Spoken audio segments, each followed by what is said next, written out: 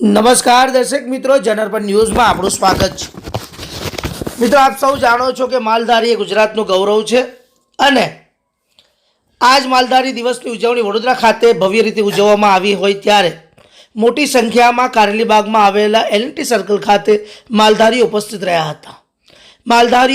ઘણા માલધારીઓ પોતાના વેશભૂષામાં પણ જોવા મળ્યા હતા ત્યારે પોતાની પરંપરા જાળવીને જીવનભાઈ ભરવાડે પોતે આટલી ઉંમરમાં પણ માલધારીઓ જેમ પોતાની પરંપરા જે લાકડી ફેરવવાની રીત છે તે પણ ત્યાં જોવા મળી હતી અને આ જ દિવસે ગંગાનાથ બાપુના હસ્તે આશીર્વાદન સૌ માલધારીઓને આપ્યા હતા। તો ખાસ વિશેષમાં આશીર્વાદ આપીને ભગવાનભાઈ ભરવાડને ભરવાડ સમાજના પ્રમુખ પણ નિમણૂક કરવામાં આવ્યા હતા। સૌ મહાનુભાવોએ ભગવાનભાઈ ભરવાડને આશીર્વાદ આપી તેમજ શુભેચ્છાઓ પાઠવી હતી અને આ દિવસે તેમને પ્રમુખ નિમણૂક કરવામાં આવ્યા હતા।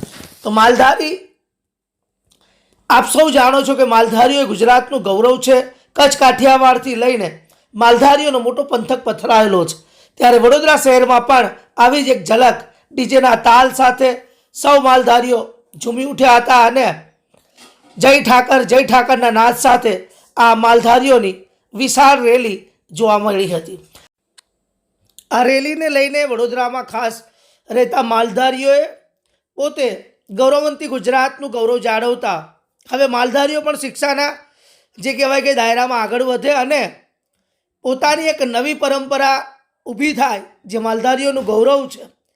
પોતે ગાય અને ઢોર ઢાકરના રખેવાળ કરતા માલધારી સમાજ ખૂબ જ જે કહેવાય કે વડોદરા શહેરમાં મોટી સંખ્યામાં પથરાયેલો છે ત્યારે તેમને એકતાનું પ્રતીક પણ વડોદરામાં બતાવ્યું હતું અને ખાસ કરીને ભગવાનભાઈ ભરવાડ જ્યારે આ દિવસે તેમને પ્રમુખ નિમવામાં આવ્યા હોય ત્યારે માલધારીઓના ચહેરા પર સ્મિત જોવા મળ્યું હતું।